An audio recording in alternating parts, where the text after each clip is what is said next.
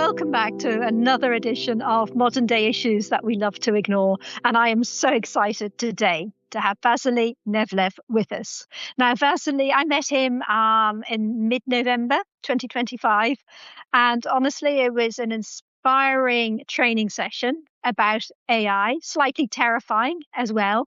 But I can honestly say that it changed my life. In that it's opened up a whole new world about AI, for better or worse. I'm not sure which. But I'm going to just hand over now to Vasilij to introduce himself. Thank you very much, Nina. It's a pleasure to be here. My name is Vasilij Nevlev. I'm a co-founder and director of two businesses, Analytium and AiGentic.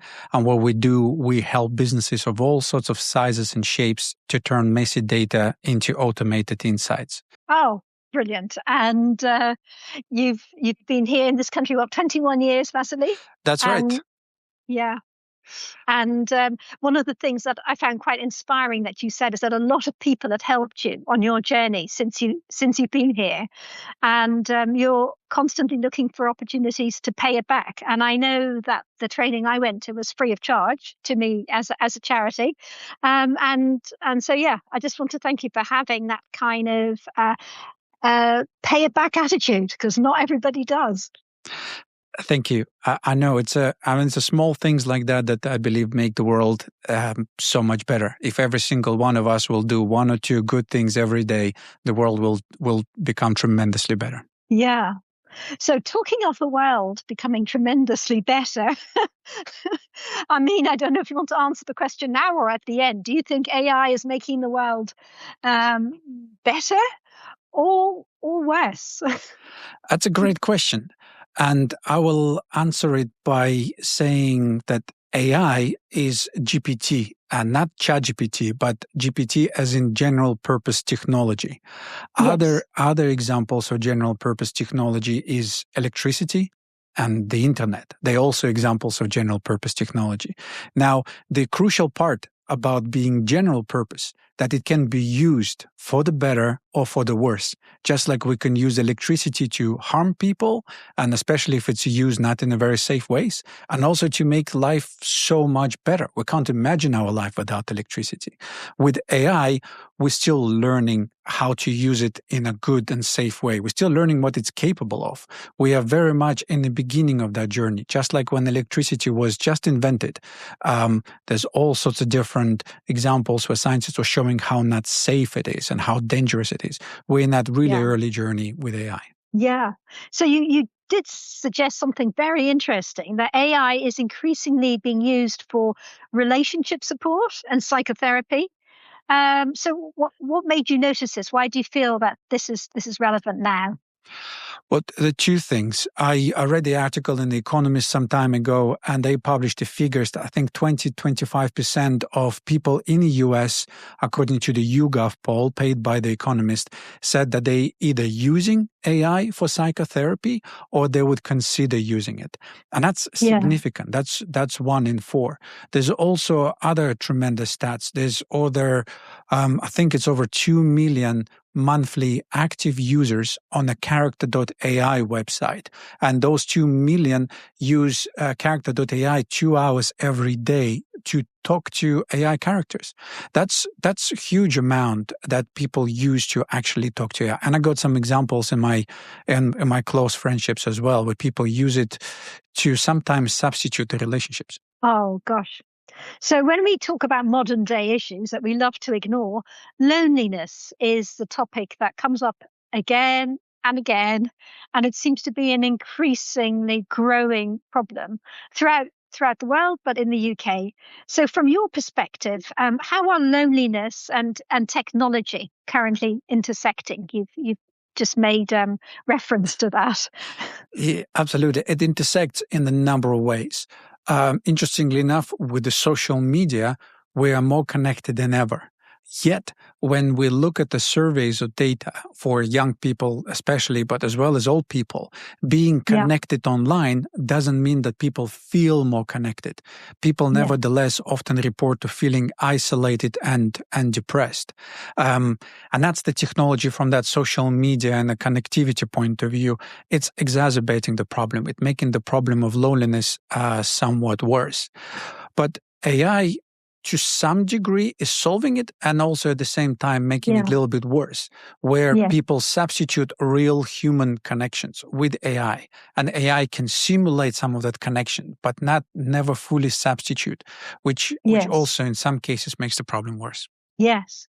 So before we get into AI specifically, how would you describe the kind of emotional or relational gaps people are experiencing today that traditional systems just aren't meeting? Emotional, relational gaps, traditional systems not meeting. When two humans meet, they establish a relationship.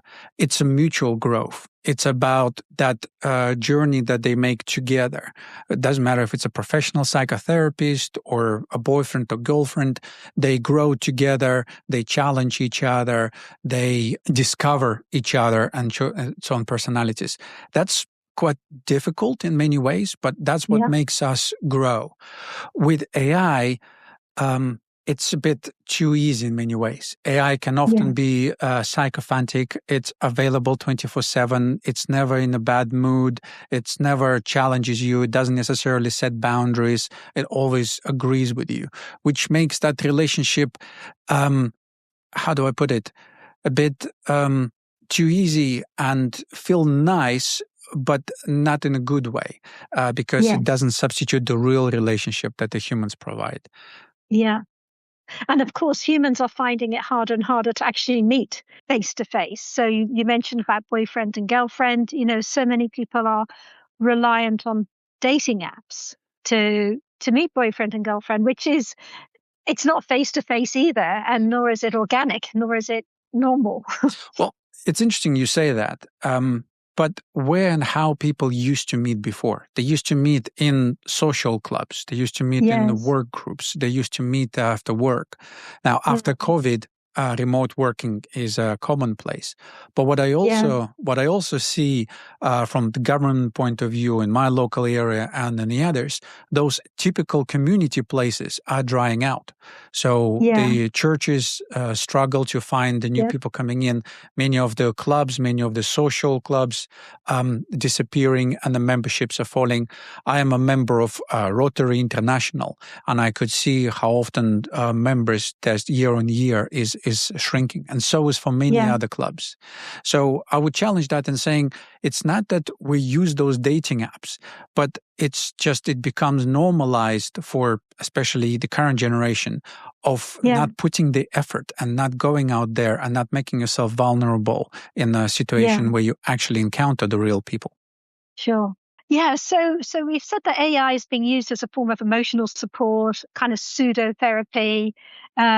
It's responding to this issue that you're saying that people are just sort of not going out there, meeting each other, not having that access to human connection. You also mentioned that AI can be sycophantic. You said it doesn't disagree with you. The way I've set up my AI, it does disagree with me, actually, and we have big arguments about all sorts of things. But that's another story. It's the way I've set it up. I've said this is the purpose, this is the goal, and then we have arguments that the way I want to do it isn't in keeping with the goal.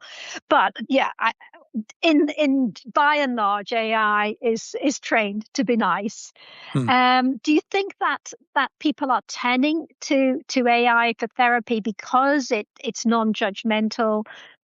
Very worryingly, it does often agree with people. We've heard some pretty horrific horror stories that people actually sort of taking their lives because, that's probably an extreme example. But I do know a lot of people turning to AI for therapy, and they're saying, yes, of course you're right. Of course that person's wrong. And I'm not, therapists might sometimes do that as well. But that seems to be a bit of a dangerous situation that could actually polarize relationships and not exactly help people's mental health. What's your view on all of that? people turning to AI and AI tools for a number of reasons. On a positive note, that AI is always available. It's pretty much on your phone, inside your pocket, which means that you might be trying to fall asleep at night, you get your phone out and you just start pouring your thoughts to someone that can respond then and there. With a human therapist, that would be either very difficult or very expensive. And the other part, of course, is the expense. I used a human therapist before in the past personally, so I know that it takes some time to book the session, align all the calendars. It's that 45 minutes to an hour scheduled far in advance. You have to drive somewhere else. You need to make sure schedules is available. And even then, humans are not fallible. Those therapists may not necessarily establish a relationship in the same way when it comes to the vulnerability. I remember when I was looking for a psychotherapist, I straight away said, I don't want to have anyone in my neighborhood.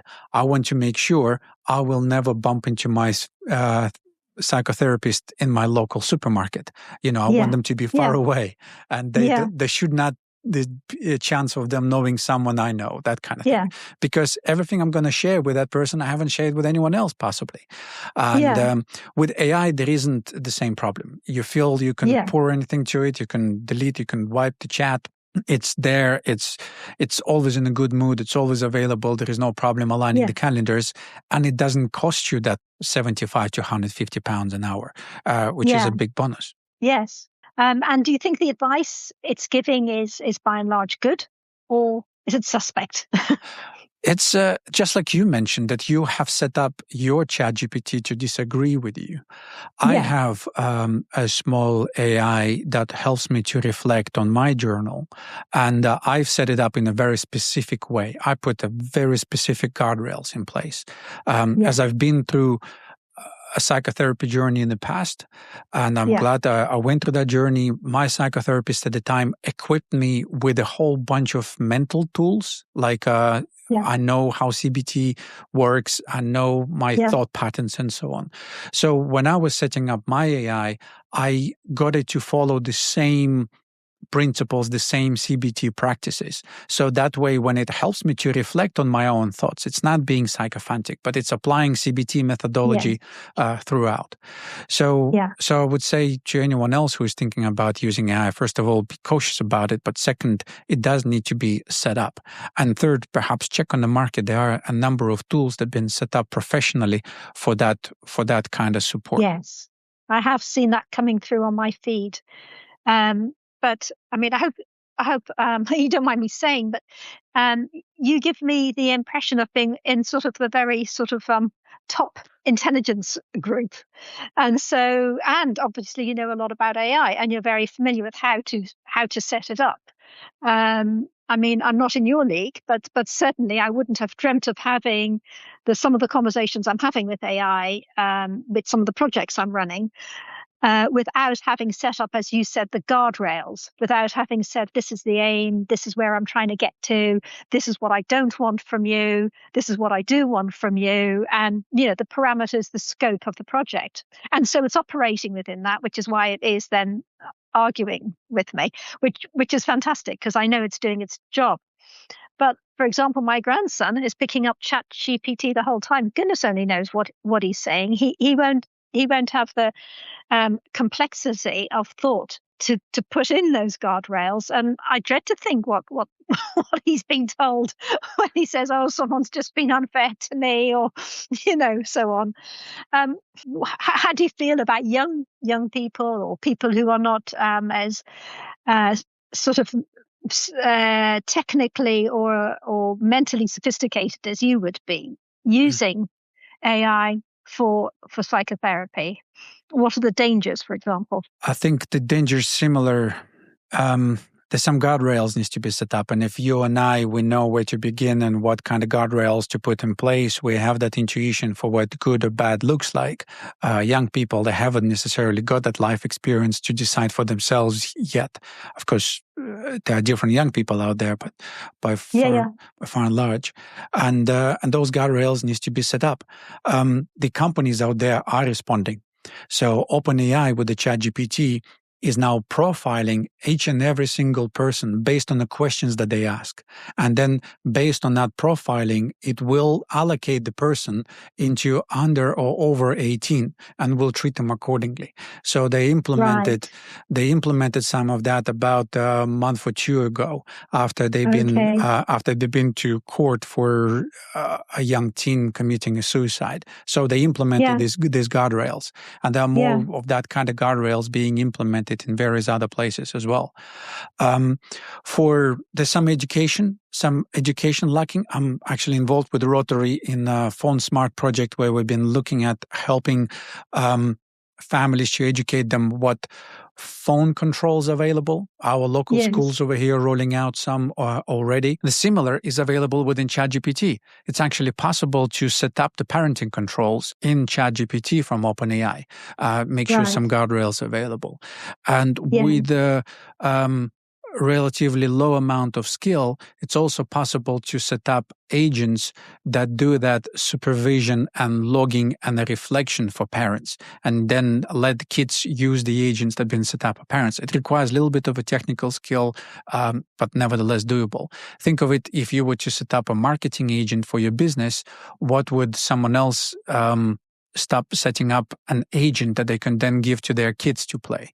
I've seen all sorts of different examples done, some people in my network, where they set some up that behave like a particular characters from the books or book authors.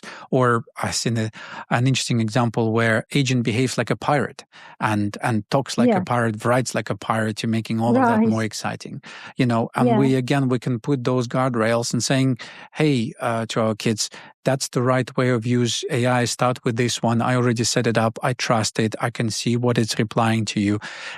But still sometimes pick it up with your kids and discuss with them what's their experience of using it. What is it that they're talking about, and so on. That's human connection is still a must. Yes. And a lot of people, I presume, are using AI because they can say, as you said earlier, say things, for example, say I'm feeling lonely, which is often something that's stigmatized, which they would never want to say necessarily to a real person. What was I going to say? So that young person still needs that degree of privacy, to that actually they can say things that they wouldn't say to their parents or to their friends. Would that still work with these controls that you're talking about that parents should set up? Does the young person still have that level of privacy? Good question. Those parents that I spoke to about the smartphones and how to use the smartphones, parents have different requirements, if you like, for the level of privacy that they want their kids to allow. Yes. Different tools and mechanisms support privacy controls in different ways. From what I can see, people don't even know that the Snapchat has a parents control panel.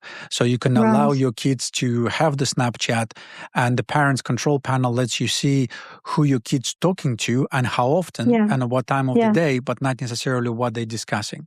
So it's that type of balance. Facebook provides additional controls as well. We haven't figured it out yet, what kind of controls will be made available by different AI companies for these child accounts. I think there's more work needs to be done. This is quite cutting edge and coming out. But of course, when you're creating your own AI agent, then it's for you to decide what level of privacy you want to configure and set up. And then it's that relationship. As many parents know out there, when your kids growing up, especially when they're younger, they feel like they have nothing to hide from their parents. They completely and fully trust. But once they turn teens, they start to value their own privacy, but in a particular way. Many parents out there probably would agree with me that they feel their kids are more open with their friends and the classmates and so on than with the parents themselves, right? So again, that understanding of privacy is a different one. It shifts. Yeah. And then there's the whole thing around dependency, emotional substitution, people avoiding real world relationships because actually have a much nicer one or a less complicated one with an AI agent. How much of a problem do you think that is? That's a very big problem, because if you think about social media, how some people chasing likes, and they get endorphin boost when someone likes their picture. So they're trying to find more and more and more things to do that. But it's not the same as a close and vulnerable relationship with the people in your physical proximity. It's the same with this AI substitute relationship, because it's so easy, because it doesn't require effort, doesn't require work. It's like some people take drugs to feel high, right? We all know we can feel high if you go on a exercise, or you achieve something in your work settings, or you get rewarded by making something nice for your kids or a wife, and they turn around and saying what a good dad or husband you are, and you feel that reward. But it's so much more difficult to get there, because it requires effort, requires relationship, requires investment. AI shortcuts many of those things in a similar way, the way drugs shortcut the reward cycle just by pumping substance into your body. And that's what the problem is. Yeah. And it's also becomes a problem, I suppose, if society just accepts that this is AI's, an answer to loneliness, when yes, it clearly has its place, but it can never substitute, as you've already said, for real relationships. But you're saying society accepts. I have an issue with that a little bit. Society seems to make things out there, like companies like Facebook and the others take a social media and put it out there, create iPads and smartphones and put it out there. And only later on, they deal with the damage if damage occurs. Right? In Europe, in European Union, things tend to be regulated first. So in European Union, it tends to be prove me safe before you're allowed to put it out there. So that's two completely different approaches. United Kingdom is somewhere in the middle between the two. So I would say the way we're currently taking approach with AI is we create it first, we put it out there, and then we're looking at if it created any damage, and then we react to that. So I'm afraid that what might happen is with AI that we stumble into implicit acceptance of it because no one else contradicted to that movement. And only later on we decide to deal with the damage and put the guardrails, put the regulation, put the requirements for the companies. So that's what might happen. Right. So at Safe New Futures, I think, we work with people who often feel disconnected, anxious, excluded. And from what you've seen, how might AI show up in their lives positively or negatively? I mean, also, how should we be advising clients or course participants who are using AI? AI has a large portion of human knowledge at its fingertips. It can answer questions. It can guide the person through a journey. So I would say people that are looking for help, perhaps from your customer stakeholder circle, they should look at AI perhaps as something that can explain CBT methodology or explain a certain methods. You can use AI to help them to reflect on their own thought patterns, but not necessarily treat AI as a clinical psychologist, not necessarily treat AI as another human being. Just use it as a technology, as a tool that can help to accelerate understanding, that can look up things, that can digest things, that can help you to reflect on it. But never make a mistake thinking that this is just like a human being. It's not there to replace human beings. It's not there to replace the clinical psychologists, but it's there to answer questions and accelerate the journey. Yes. So, I mean, looking way, into the future a bit, an organization like us, should we be working alongside proven mental health AI tools? Because we can do so much with our course participants. We're very clear what we can do. We're very clear what we can't do. And we see cognitive behavioral therapy based, and we move them from a place of being stuck and having low self-esteem into having enough self-worth to have their own motivation to move forward in life. But nevertheless, what we don't do is therapy. What we don't do is that sort of deep work. We might identify where somebody has an issue in their past, but we don't do that deep work. Do you think it'd be helpful for an organization like us to once they finish the course with us, for example, or if they're not ready to come on the course with us, but more so afterwards, to say, right, you've identified where your issues are now, it might be worth using a tool to help you work a bit more deeply into some of these issues. I say that because obviously, a lot of people would want therapy, but a lot of our clients, well, all our clients actually, are unemployed, so they don't have income, and therefore £100 a session is for 10 sessions totally out of reach for them. Whereas some of these AI tools might be something that they could access a bit more easily. Just what are your views on that? Well, you're already using technology to deliver your courses, right? Yes, on Zoom. Yeah. Yeah. So, and question I think becomes, AI as a technology, how can it be used to enrich your training courses, make them more widely available, make them, well, in other words, is more accessible, perhaps more affordable? Yeah. Imagine, are you currently using humans to deliver the training courses on Zoom? Yeah. What? But that means that then those sessions needs to be pre-booked. They needs to be scheduled for people need to turn up to that. Yes. Perhaps there is a way to even consider, can there be an avatar used to deliver some of those sessions in e-learning format where people can access it at any time of the day when it suits them, consume at the pace suitable for them, the same content and perhaps even the same personality delivered. I'll give you some example. I have a YouTube channel. We deliver some of the training content. We distribute some of the training content with other partners. And we used technologies like a HeyGen and 11 Labs to clone my voice, to clone my visual appearance. So when we were delivering that content, we were able to generate some of it indistinguishable from the actual recording.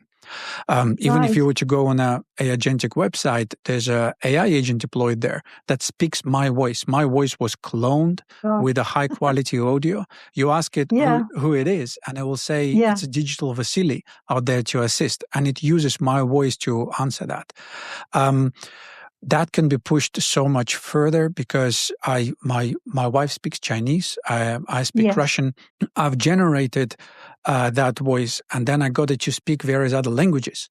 My wife was surprised to hear it speak fluent Chinese with my Russian accent. And my Chinese not anywhere near as fluent in that. So imagine being able to make that content available to the local people, but also in a language that you currently right now can't deliver, because that would require hiring people with particular, language abilities. But now AI can translate that and make that available instantly. And if you were to set up the guardrails in the right way, it can then still answer the questions in the right way on your course. On our website, our AI agent is answering all sorts of different questions. And because we capture through cookies, we capture consent, we also catalog all the questions that we get on our website.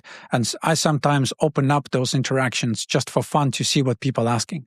And people asking all sorts of different questions, those AI agents to do. But it's been trained to a specific function, and it always brings the conversation back and saying, I can help you about our services and this and that. It still interacts. Someone popped onto the chat and they just put in the chat that they're professor of geography.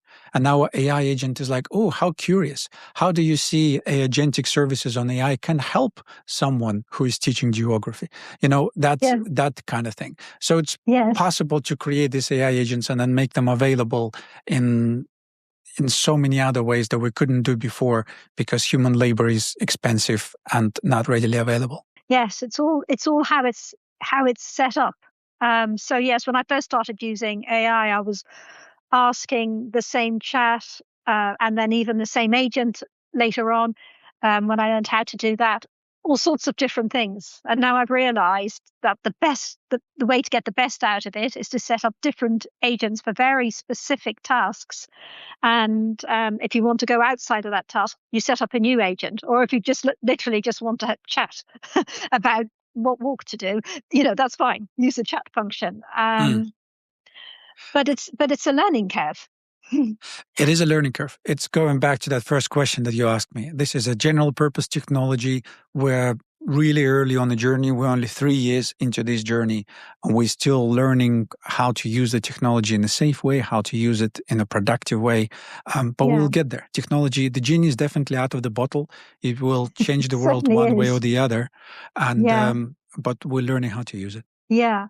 So organizations like ours, what are the principles we should hold on to using technology, and also as technology becomes more embedded in mental health support generally? What do we really need to remember as we move forward, and if we go ahead with any kind of AI collaboration? I would say your principles and the values that you have within your business should not change because it's an AI technology. You have already set out there to use any other technology like the internet and any other technology in a safe and ethical way. AI is just another technology in your toolkit, and your values and principles shouldn't change. Just like you wouldn't want to use internet in unethical ways delivering your services, and so is with AI. I wouldn't necessarily say you need to change anything. I could say that for a lot of other organizations, they haven't thought about what values and principles they have in their business until AI made it so much more critical. Let's put it that way. So they sat down and decided to write it down, what it takes to do it properly in the right way. But just because AI is amplifying, it's such a powerful technology that can have such an impact. But it's unlikely that your values and principles need to change just because it's an AI technology. Good. A nice answer. I like that. Because every decision I make, I'm always going back to what is our vision, what is our mission, what is our goals.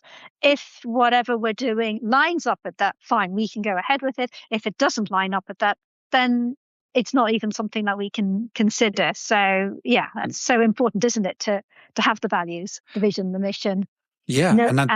And that just shows that you are a true business leader, because that's the difference between the leadership and the management. The leadership, it's setting out, making sure that the ladder stands against the right wall, and then the management makes sure that the ladder is being climbed efficiently. It's like if I think it comes from Stephen Covey's 7 Habits of Highly Effective People. If you imagine you need to lay the road through a thick jungle, leadership are the ones that climbs on a tallest tree and tells you we need to cut the road in that direction. But it's the management and then making sure that the machetes are sharpened, that the tents are put in place, that the food is cooked, and so on. So any leader in any organization needs to make sure that you cutting the road in the right direction to your goal. And then anything else comes along, AI, technology, internet, or anything else, it just becomes, how is it helping you? And is it helping you? Is it creating any risks or opportunities, and how to take advantage of it? Yes. Oh, thank you for saying that, because a lot of people are very frightened of AI, very worried about it. Obviously, people use AI lazily, and so they've seen a lot of bad examples of where AI has been used badly. But also, more frighteningly, I would say, AI is advancing beyond anything I think any of us could imagine. So, as you know, I've only been using it 2 months not even 2 months, actually, probably 6 weeks since I went to your training. And I have noticed, I mean, maybe it's me learning how to interrogate it better, but it seems to me that it's advancing at an incredible pace, even in the 6 weeks. The kind of way I was able to use it 6 weeks ago. Like I said, I'm learning as well, so it's not all about the thing. But even in, let's say, the last 2 weeks, it seems to be training itself so fast that it's become a different beast in 6 weeks. which is somewhat terrifying because, we've all seen the films where robots take over the world and become more intelligent than humans. Fast forward, I was going to say 5 or 10 years, but even 2 or 3 years, what worries you the most about the direction which we're heading in with AI, and specifically in reference to emotional support, because that's what we deal with. In reference to the emotional support, you've mentioned how business leaders, bedazzled by the level of change and not sure how to react to that. I've delivered last year about 12 public appearances, and with many of them I did AI assessment, where with the business leaders we went through a 20-question survey where they had a chance to answer that. I did one in Glasgow back in December with about 60 businesses in a room. And then I would show them a graph on the big screen behind me, how all of them in aggregate answered questions. They're able to see the result that they got on their smartphone. And then they're able to see how they compare to people sitting around the room. And one of the things I showed to them that we're all in this together and no one is falling behind. In fact, vast majority of people is the average. And then some people a little bit ahead, some people further behind. But it's not like if majority is behind. So we in this together.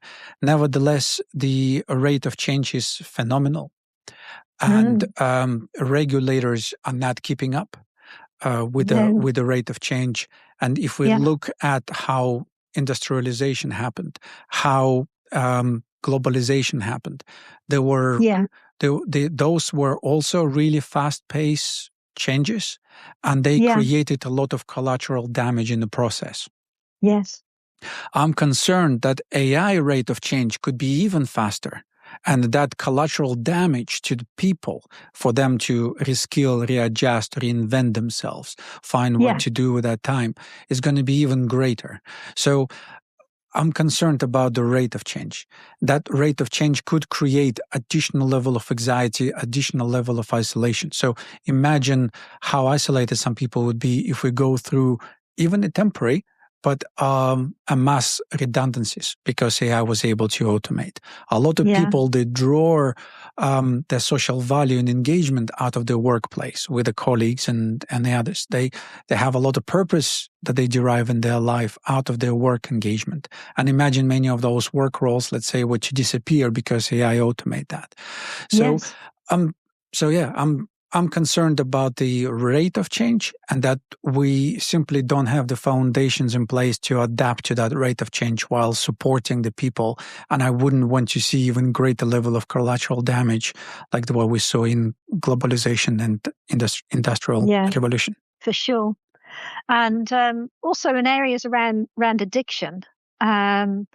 People have become addicted to all sorts of things, haven't they, in the past? Especially if there's a need in their life. Do you feel that AI could be a very addictive thing? And I tell you why, in a more dangerous way sometimes than other forms of addiction, possibly more akin to gambling. But for example, I'm working on a project at the moment. It's a book about silence. And I have in my mind, I'm going to do this piece of work today. And I do it. And then it works really well. And I haven't had lunch. I haven't stopped. I haven't rested. My phone's telling me I need to move. But actually, I'm quite excited about all of this. And I go on, I do the next thing. So I skip lunch and then I don't move. And then I do the next thing. And then I realize it's ridiculous to stop it. But I'm just concerned that, and I've set up the guardrails and I've set up the parameters and scope and so on. I'm just concerned that someone is going to AI in a state of distress, a state of worry, and they're just going around in this spiraling loop because it rarely, in fact, I have told it to tell me to stop, so now it does. But it tends to say, yes, I've helped you with that. Now I can help you with 3 other things. Please choose one of the next 3 things I can help you with. It just keeps going. And of course, it never gets tired. Well, if I share some of the examples how I use AI, I also spend too much of my time sitting in front of PC, running two businesses. It's a lonely affair and a lot of stress as things go up and down all the time.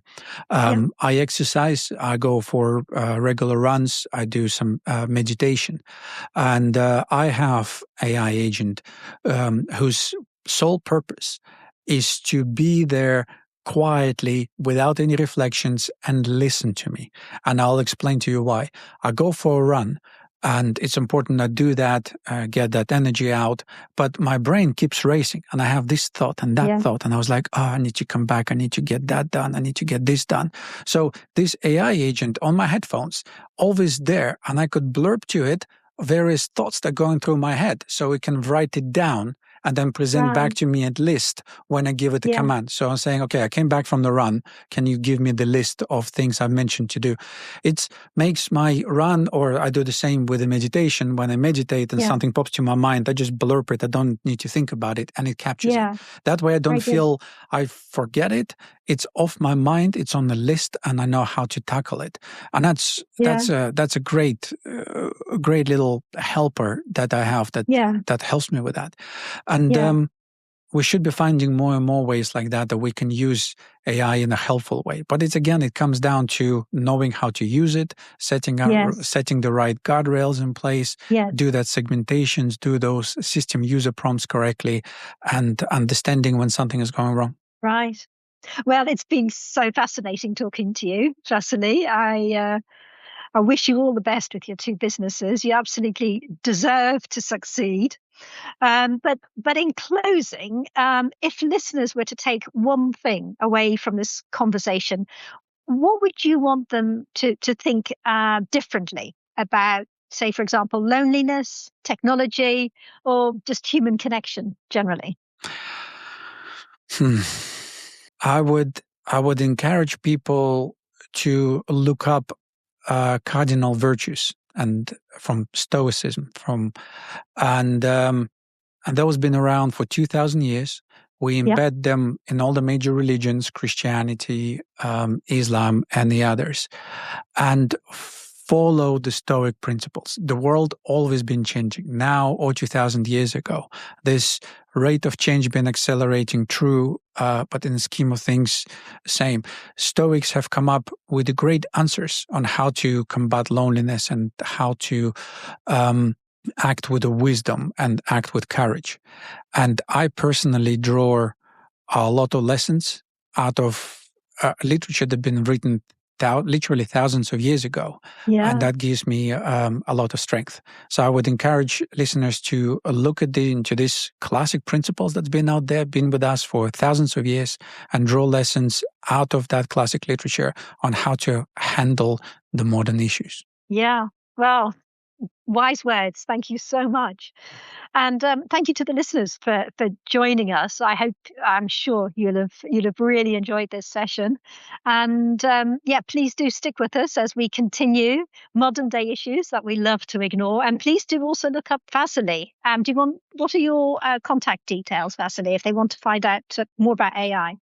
So the good thing is my name is very unique and my name is my brand in many ways. So anyone Googling my name, which is Vasilij Nevlev, Vasilij, and Nevlev, Nevlev, and I will come up in all the search engines and all the social platforms. Yeah. Oh, brilliant. Well, thank you so much for giving us your time today. And wish you all the very best. Thank you very much, Nina. It was a pleasure. Thank you for having me. Thank you.